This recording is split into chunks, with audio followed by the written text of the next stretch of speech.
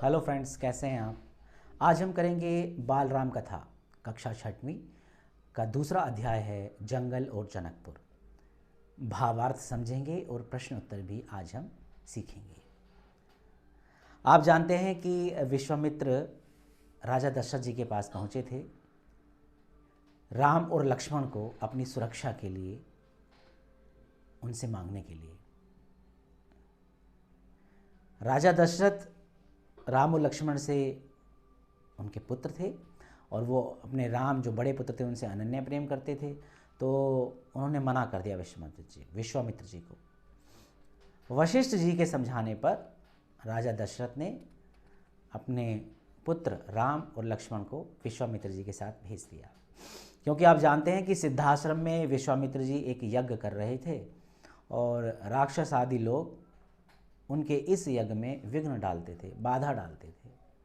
तो उसी की पूर्ति के लिए, सुरक्षा के लिए राम और लक्ष्मण को वे अपने साथ ले गए थे।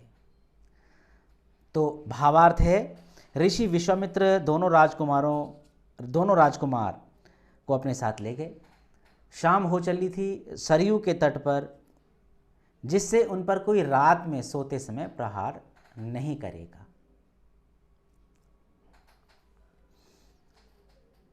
रात में सोते समय कोई प्रहार नहीं कर सकेगा, अर्थात हमला नहीं कर सकेगा।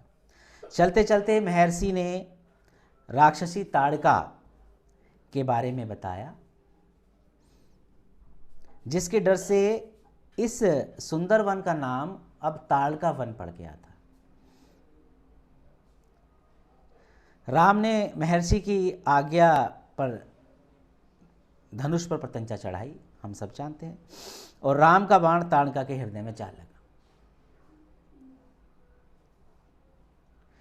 ताड़का वहीं ढेर हो गई। विश्वामित्र जी दोनों राजकुमारों से बहुत प्रसन्न हुए और उन्हें 100 तरह के नए अस्त्र शस्त्र दिए।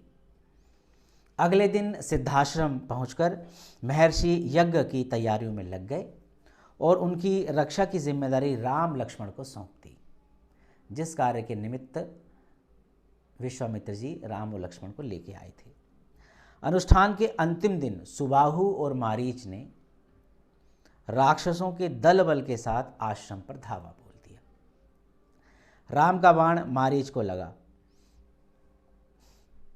ये जो राम का बाण मारीच को लगा, उसमें आगे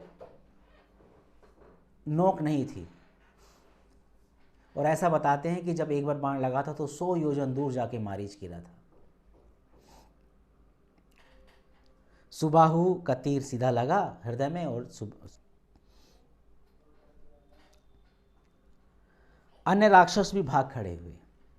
अनुष्ठान संपन्न होने पर महर्षि राजकुमारों को मिथिला के महाराज जनक के यहाँ स्वयंवर में जो अद्भुत शिव धनुष दिखाने ले गए।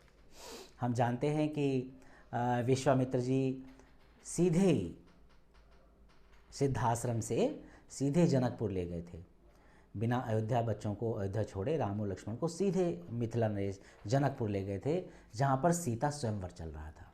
और हम जानते हैं कि राजा जनक ने एक शुल्क रखा था कि जो इस शिव के धनुष को तोड़ देगा, सीता का विवाह उसी से कर दूंगा। तो विवाह जो है धनुष के अधीन था। राजा जनक ने जो भी इस विशाल धनुष को उठाकर इस पर प्रत्यंचा चढ़ा देगा, प्रत्यंचा कहते हैं डोरी को, खींचकर थोड़ा धनुष को झुकाना पड़ता है, फिर डोरी चढ़ानी पड़ती है, प्रत्यंचा चढ़ा देगा और उसके साथ में अपनी सुपुत्री का विवाह कर दूंगा, है ना, सीता जी का विवाह। विश्वामित्र की आज्ञा से राम ने धनुष को उठाकर उस पर प्रत्यंचा खींची और धनुष बीच में ही टूट गया। मुनिवर की अनुमति पाकर राजा जनक ने राजा दशरथ को संदेश भेजा। राजा दशरथ बारात लेकर मिथिला पहुंच गए। विवाह से पूर्व जनक ने दशरथ से कहा कि वह अपनी छोटी पुत्री उर्मिला का विवाह लक्ष्मण से कराना चाहते हैं, और उनके छोटे भाई, महाराज जनक के छोटे भाई जो कुशध्वज थे, उनकी 2 पुत्रियां थीं, मांडवी और श्रुतकीर्ति, उन्हें भी वह भरत व शत्रुघ्न के लिए स्वीकार करें। बाराती बहुओं को लेकर अयोध्या लौटे।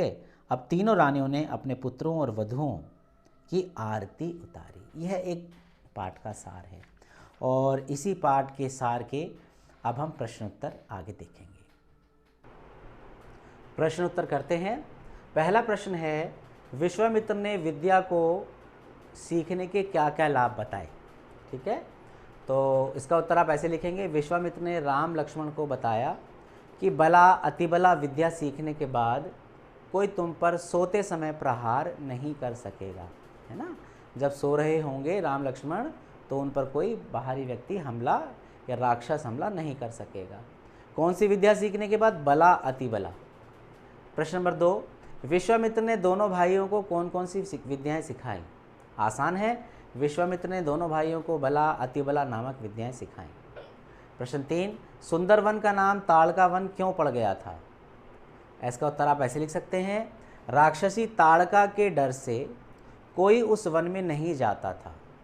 जो भी जाता ताड़का उस पर अचानक आक्रमण कर देती और उसे मार डालती। ताड़का के वहाँ रहने के कारण उस वन का नाम ताड़का वन पड़ गया था।